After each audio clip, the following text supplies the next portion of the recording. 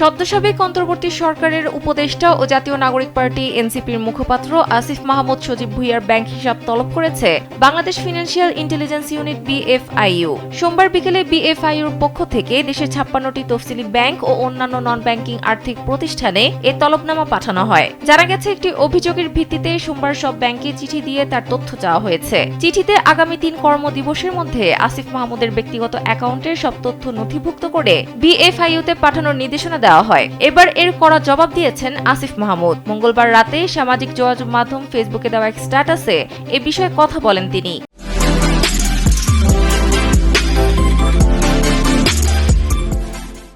Facebook পোস্টে আসিফ মাহমুদ বলেন, তিনি নিজেই ব্যাংক স্টেটমেন্ট সবার জন্য উন্মুক্ত করবেন। পদত্যাগের আগে আয় সম্পদের হিসাব মন্ত্রিপরিষদ বিভাগকে দিয়ে এসেছেন বলেও জানান তিনি।